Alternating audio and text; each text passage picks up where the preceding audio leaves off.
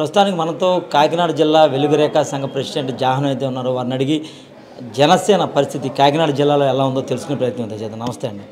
నమస్తే అండి. ఎలా ఉంది? జాహ్నవి, నేను ట్రాన్స్జెండర్ వెలుగురేఖ మహిళా సేవా సంఘం ప్రెసిడెంట్. ఎలా ఉంది కాకినాడలో జనసేన పరిస్థితి? కాకినాడలో జనసేన అయితే చాలా బాగుంది. మొత్తం స్టేట్ వైడ్ అంతా కూడా ప్రతి ఒక్కళ్ళు కూడా ఈ కూటమి ప్రభుత్వానికే మద్దతు ఇస్తున్నారు. ప్రతి ఒక్కళ్ళ దగ్గర కూడా పాజిటివ్ రెస్పాన్స్ ఉంది. మేము ప్రచారానికి వెళ్తుంటే ముందుగానే చెప్పేస్తున్నారు, అమ్మ గ్లాస్ గుర్తుగా ఓటేస్తామమ్మా అని చెప్పేస్తున్నారండి. అయితే బాగుంది అంటున్నారు. అందంగా ఉందా లేకపోతే ఓట్లు వేస్తారా? ఓట్లు ఖచ్చితంగా వేస్తారు. ఓట్లతోటే రెస్పాన్స్ ఉంది, పాజిటివ్ రెస్పాన్స్ ఉంది. మీరు ఎవరు ఓటేస్తారంటే ఖచ్చితంగా టీడీపీ, బీజేపీ, జనసేన అనే చెప్తున్నారు. ప్రతి ఒక్కళ్ళు కూడా పాజిటివ్గానే రెస్పాన్స్ ఉంది ప్రచారానికి వెళ్తుంటే అందరి దగ్గర నుంచి. మీరు ప్రస్తుతానికి పిఠాపురంలో అయితే మీరు అంతా కూడా చేస్తున్నారు, ప్రచారం చేస్తున్నారు. పిఠాపురంలో పవన్ కళ్యాణ్కి ఎదురుగాలి వీస్తుందని అన్నీ కూడా కోడేకి వస్తున్నాయి. అది నిజం కాదంటారు? అవన్నీ గాలి తుఫాన్ వార్తలండి. పిఠాపురంలో మన పవన్ కళ్యాణ్ గారి గెలుపు తథ్యం. ఇవన్నీ కూడా ఫేక్ న్యూస్. వంగ గీత గారు అనగా, అలాగే తమన్నా సింహాద్రి, ఇంకా చాలామంది ఎవరైతే నామినేషన్ చేశారో వాళ్ళందరూ కూడా తుక్కుగా ఓడిపోతారు. కనీసం డిపాజిట్లు కూడా రావు నన్ను అడిగితే. అయితే ఇప్పటికే ముద్రగడ పద్మనాభం పవన్ కళ్యాణ్ ఓడిస్తున్నాను, ఓడించకపోతే నేను ముద్రగడ పద్మనాభరెడ్డిగా పేరు మార్చుకుంటాను. పవన్ కళ్యాణ్ ఓడించడం ఆయన వల్ల అవుతుందంటారే? ముద్రగడ పద్మనాభం గారు పేరు మార్చుకోవడానికి రెడీగా ఉండండి. మీకు మతిస్థిమితం లేదు, వయసు అయిపోయింది, కన్న కూతుర్నే ప్రాపర్టీ అన్న ఒక బ్యాడ్ వర్డ్ తోటి మీరు మాట్లాడడం జరిగింది. మీరైతే పేరు మార్చుకోవడానికి సిద్ధంగా ఉండండి. విజయోత్సవ ర్యాలీలోనే మేము మీ పేరు కూడా మార్చేస్తాను. ఎగ్జాక్ట్లీ నేనే మారుస్తాను మీ పేరు. ఎవరి ద్వారా ఎందుకు ఒక ట్రాన్స్జెండర్గా నేను మారుస్తాను మీ పేరు. ముద్రగడ పద్మనాభం గారికి పద్మ అనే నామకరణం చేద్దాం అనుకుంటున్నాను. పద్మనాభం గారికి పద్మానే పెడదాం అనుకుంటున్నాను. ఎందుకంటే ఆయన ఎలాగ పేరు మార్చుకుంటారని చెప్పారు. పవన్ కళ్యాణ్ గారు గెలుపునాపడం అది అసంభవం, జరిగే పనే కాదు. ఆయన గెలుపు తథ్యం. ఆయన్ని ఓడించడం అనేది ఎవ్వరి వల్ల కూడా కాదు. అయితే ఇప్పటికీ వంగగీత 100% నేనే నెగ్గుతాను, 50,000 మెజార్టీతో నెగ్గుతాను అంటుంది. దానిపై మీ కామెంట్స్ ఏంటి? జనసేన పార్టీ 1,00,000 మెజార్టీతో గెలుస్తుంది ఖచ్చితంగా. పవన్ కళ్యాణ్ గారికి 1,00,000 నుంచి 1,50,000 మధ్యలోనే మెజార్టీ వస్తుంది.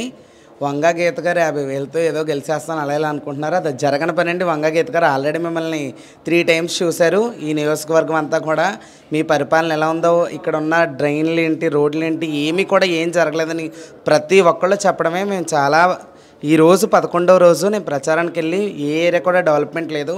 పవన్ కళ్యాణ్ గారు రావాలి, ఆయన వస్తే మా పిఠాపురం బాగుపడద్దన్న ఉద్దేశం ప్రజల్లో చాలా ఉంది. ఇప్పటి వరకు పిఠాపురం అనేది ఓన్లీ కాకినాడ జిల్లా మాత్రమే తెలుసు. ఇప్పుడు స్టేట్ కాదు, నేషనల్ వైడ్ ప్రతి ఒక్కళ్ళ ఫోకస్ కూడా ఈ పిఠాపురం మీద ఉంది. అదన్నా పవన్ కళ్యాణ్ గారి పుణ్యమే. సెలబ్రిటీలు వచ్చినంత మాత్రాన పిఠాపురంలో పవన్కి ఓట్లు రాలుతాయని కూడా వాళ్ళందరూ చెప్తున్నారు. అయితే ఈ నేపథ్యంలో మీరు ఏమంటారు? సెలబ్రిటీలు వచ్చినంత మాత్రం వాటర్లు మారిపోయి ఓట్లు వేసేస్తారంటారా? సెలబ్రిటీలు వచ్చారంటే ప్రతి ఒక్కళ్ళు కూడా ఆలోచిస్తున్నారు కదా. పవర్ స్టార్ పవన్ కళ్యాణ్ గారి కోసం సినీ ఇండస్ట్రీ అంతా ఇక్కడ ఉంది. వాళ్ళు మేకప్లు వేసుకుని టీవీల ముందుకే అంకితం అనుకున్న వాళ్ళు ఈ రోజు నాడు మాతో పాటు ప్రచారానికి ప్రతి మురికి వాడల్లోకి కూడా వాళ్ళు వస్తున్నారంటే ఎంత గ్రేట్ అండి. ఇంత ఎండలో వాళ్ళు చాలా కష్టపడి ఇక్కడికి వచ్చి మన పవన్ కళ్యాణ్ గారి గెలుపు కోసం వాళ్ళు ఎంతో కృషి చేస్తున్నారు. నిజంగా వాళ్ళందరూ రావడం వల్ల కూడా ప్రజల్లో పాజిటివ్ రెస్పాన్స్ ఉంది. వాళ్ళందరూ కూడా మీరు ఎవరు కొట్టేస్తామమ్మా అంటే సినిమా యాక్టర్కి వేస్తామమ్మా అని క్లారిటీగా చెప్తున్నారు. ముసలి కూడా మీరు ఇంత దూరం నుంచి వచ్చారమ్మా హైదరాబాద్ నుంచి అని ప్రతి ఒక్కళ్ళు కూడా పాజిటివ్గానే తీసుకున్నారు. ఏమో వాళ్ళ వల్ల కూడా కొన్ని ఓట్లు పడవచ్చు, తప్పేముంది. సినీ ఇండస్ట్రీ వాళ్ళు కూడా చాలామందికి ఓట్లు వేస్తారు. వాళ్ళందరూ కూడా ఇక్కడికి వచ్చి చేస్తున్నారు. మనం వేయకపోతే ఏంటి అన్న ఉద్దేశంలో ప్రజలు కూడా ఉన్నారు. మీరు ఎంత డబ్బులు తీసుకుని ఈ ప్రచారానికి తిరుగుతున్నారు? మేము రూపాయి ఆశించకుండా తిరుగుతున్నామండి. నేను అస్సలు ఇప్పుడు వచ్చి నాకు ఎవరు కూడా పార్టీ ఫండ్ కానీ ఏమీ ఇవ్వలేదు. ఏంటంటే ఆంధ్రప్రదేశ్లో ట్రాన్స్జెండర్స్ అందరూ కూడా ఈ కూటమి ప్రభుత్వానికి మద్దతు ఇస్తున్నాము. ఎందుకంటే మమ్మల్ని గుర్తించింది కూడా తెలుగుదేశం ప్రభుత్వం. జనసేన పార్టీలో పవన్ కళ్యాణ్ గారు మమ్మల్ని ఉద్దేశించి చాలాసార్లు మాట్లాడడం కూడా జరిగింది. వైజాగ్ మీటింగ్లో కూడా మా వాళ్ళు మాట్లాడారు. ప్రతి ఒక్కళ్ళు కూడా పాజిటివ్ రెస్పాన్స్ ఉంది. మేమేమి రూపాయి ఆశించ డబ్బు మాకెందుకండి, మా దగ్గర వాళ్ళు డబ్బు ఉంటుంది. మా దగ్గర డబ్బు ఉంటుందో లేదో మా లైఫ్ ఏంటో ప్రతి ఒక్కళ్ళకే తెలుసు. ఏంటంటే జనసేన పార్టీలో మాకు ఒక గౌరవస్థానం ఉంది, గౌరవం ఉందన్న ఉద్దేశం మీదే మేము ఈ పార్టీని ఎంచుకుని ప్రచారం చేయడం జరుగుతుంది. కేవలం మాకు ఒక మంచి పొజిషన్, మా జీవితాలు బాగు చేసే పార్టీ ఏదైనా ఉందంటే అది కూటమి ప్రభుత్వం, జనసేన పార్టీ. మాకు ఒక మంచి భవిష్యత్తు ఉంటుందన్న ఉద్దేశం మీద మేము సపోర్ట్ చేస్తున్నాం. సినిమా యాక్టర్ అలాగే మినిస్టర్ రోజా పవన్ కళ్యాణ్ మీద ఎన్నో అనుచిత వ్యాఖ్యలు అయితే చేసింది. దానిపై మీ కామెంట్స్ ఏంటి? నగరిలో రోజా గారిని చాలాసార్లు చూశారు ప్రజలు, ఈసారి ఓడిపోవడం పక్క. ఆవిడ వేసే కామెంట్స్ ఏంటి, అలాగే యాంకర్ శ్యామల గారు కూడా వేస్తున్నారు కౌంటర్స్ అన్నీ కూడా. అమ్మ మీకు అంత సీన్ లేదు, ఈరోజు మీకు ఇక్కడికి వచ్చి మీకు ఏం తెలుసు అని అక్కడి నుంచి మీరు కౌంటర్స్ వేస్తున్నారు. ఇక్కడ లోకల్ ఇక్కడికి వచ్చి మీరు చూసి తర్వాత మాట్లాడండి. ఎవరు ఏది మాట్లాడాలన్నా నెగిటివ్గా మాట్లాడితే మాత్రం అస్సలు మర్యాదగా ఉండదు, చిత్తుగా ఓడిపోతారు, పళ్ళు రాలిపోతాయి. ఇంకా చెప్పాలంటే యాంకర్ శ్యామలకి అలాగే మన మినిస్టర్ రోజా గారు కూడా పళ్ళు రాలిపోతాయి. పిచ్చి పిచ్చి నాటకాలు ఆడి పవన్ కళ్యాణ్ గారిని ఇష్టం వచ్చిన మాట్లాడితే అస్సలు ఊరుకోము. ఇప్పటి వరకు మీ రాజ్యం వేయలేరు, మీ యొక్క పరిపాలన చూసాము. రోజా గారు మీ జగన్మోహన్ రెడ్డి గారి ప్రభుత్వంలో ఎవరెవరికి ఏం సంక్షేమ పథకాలు ఇచ్చారో, మీరెంత ప్యాకేజీలు తీసుకున్నారో, మీరు ఎంత పోగేసుకున్నారో, మీరు ఎన్ని కార్లు కొన్నారో ప్రజలందరూ కూడా చూసారమ్మా.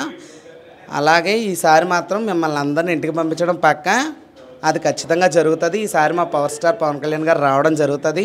ప్రజల్లో మంచి పాజిటివ్ రెస్పాన్స్ ఉంది. ప్రతి ఒక్కళ్ళు కూడా ఆయన గెలుపు కోసం కృషి చేస్తున్నాము. ఇండస్ట్రీ అంతా కూడా ఇక్కడికి రావడం మాకు చాలా హ్యాపీగా ఉంది. ఇప్పుడు పిఠాపురం అంతా సినీ ఇండస్ట్రీ పరిశ్రమతో పాటు అలాగే చుట్టుపక్కల ఉన్న వీర మహిళలు, అలాగే జనసేన సైనికులు, యూత్ అంతా కూడా చాలా సపోర్ట్ చేస్తున్నారు. అలాగే ఇంకొక మాట, ప్రతి ఒక్కళ్ళు కూడా పవన్ కళ్యాణ్ గారు వెనకాల తిరిగే వాళ్ళకు ఓట్లు ఏమంటున్నారు, ఓట్లు వేసి ఈవీఎం ప్యాడ్లు చింపేసి అంత దారుణంగా పగిలిపోయేంతలా ఓట్లు గుద్దుతారు. 4వ నెంబర్కి 9వ నెంబర్కి కూడా 2 ఈవీఎం మిషన్లు కూడా పెట్టుకోవాలని నేను ప్రభుత్వాన్ని కోరుతున్నాను. కొడాలి నాని కూడా అనుచిత వ్యాఖ్యలు అయితే పవన్ కళ్యాణ్ చేస్తున్నారు. అయితే కొడాలి నాని వ్యాఖ్యలపై మీ కామెంట్స్ ఏంటి? రాజకీయం అనేది రౌడీయిజం కాదండి కొడాలి నాని గారు. మీరు కూడా కొంచెం నోరు తగ్గించుకొని కొంచెం అర్థం చేసుకొని మీరు నోరు దగ్గర పెట్టుకుని మాట్లాడితే చాలా బాగుంటుంది. లేకపోతే ప్రజలు ఎలా కొడతారంటే మిమ్మల్ని అందరినీ కూడా ఓట్ బ్యాంకింగ్ తోటే కొడతారు. ఇదైతే నేను చెప్పగలను. ఎందుకంటే మీ అనుచితమైన వ్యాఖ్యలు చాలా చండాలంగా ఉన్నాయి, ఎవ్వరు కూడా నచ్చట్లేదు. మీకు ఇన్ని సంవత్సరాలు కూడా నేను ఒక మాట అడుగుతాను, దివ్యాంగులు ట్రాన్స్జెండర్స్ గుర్తురాలేదా మీ ప్రభుత్వానికి? ఇన్నాళ్ళు కూడా ఎంతోమందికి ఎన్నో చేసినప్పుడు దివ్యాంగుల్ని ట్రాన్స్జెండర్స్ని ఎందుకు గుర్తుపెట్టుకోలేదు మీ ప్రభుత్వం? మేము ఎందుకు గుర్తు రాలేదు? సీఎం జగన్మోహన్ రెడ్డి గారికి మేము ఎందుకు గుర్తు రాలేదు? మీరందరూ ఏం చేశారయ్యా? ఎన్నాళ్ళు 5 ఏళ్ళు పాలించుకుని మీరు తిన్నారు తప్ప మీరు పెంచుకున్నారు, మీ పిల్లలకి మీకు తరతరాల ఆస్తులు పోగేసుకున్నారు. దివ్యాంగుల్ని ట్రాన్స్జెండర్ని చిన్నచూపు ఎందుకు చూస్తుంది మీ ప్రభుత్వం అని నేను గట్టిగా అడుగుతున్నాను. మీరందరూ కూడా దీనికి సమాధానం చెప్పాల్సిన అవసరం కూడా ఉంది. అంబటి రాంబాబు కూడా పవన్ కళ్యాణ్ అనుచిత వ్యాఖ్యలు చేస్తున్నారు. అతనిపై మీ కామెంట్స్? ఆయన డ్యాన్స్లు వేసుకోవడం కూడా ఎందుకు పనిచేయడు?